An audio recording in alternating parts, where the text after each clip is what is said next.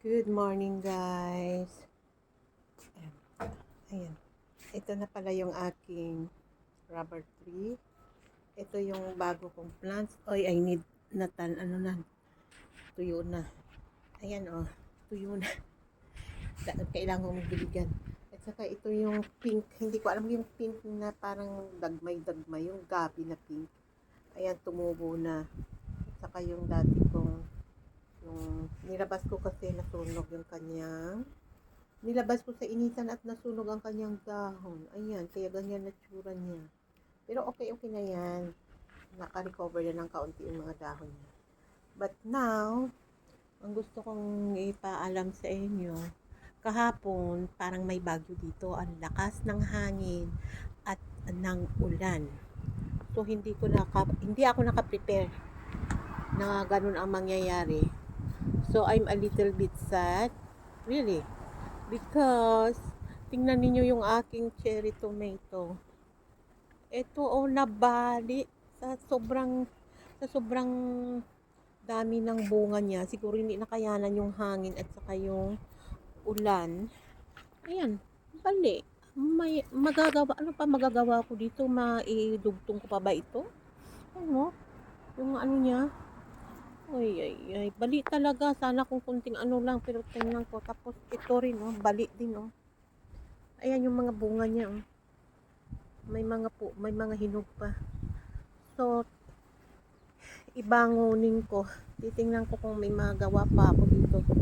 Sayang, ang daming bunga ng aking cherry tomato, Tapos nabali lang. Bali. Mga bunga niya. Di ba nakakadismaya na ang alaga mo ay magiging ganito? Hindi ko kasi alam na magkakaroon ng malakas na hangin at ulan kahapon. Nung gumising lang ako, ganyan na, malakas ng hangin at ulan. So, wala akong magawa. Ganito na paglabas namin, ganito na. Hindi ko naman naayos kaagad kahapon kasi maulan at mahangin. Ngayon medyo wala ng ulan at hangin, pero tingnan nyo naman yung kalangitan, yung taas, Hindi ko alam kung uulan pa, maaring uulan pa ngayong araw. So tapos itong aking kalabasa naman, tingnan niyo, hindi ko alam, hindi ko maintindihan. Siguro hindi talaga season ng kalabasa ngayon. Kaya naging ganito yung kalabasa ko. Ay, what happened? Ayan, no. Yung kalabasa ko. Nakakadismaya lang, 'di ba? Nakaka-disappoint.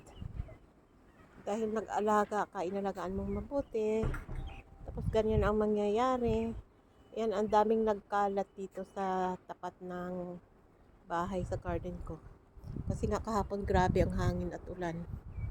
So ngayon, ito na muna. Ayusin ko muna itong kamatis ko. Pero ito hindi ko alam kung ma-revive ko pa ito kasi baling-bali talaga eh.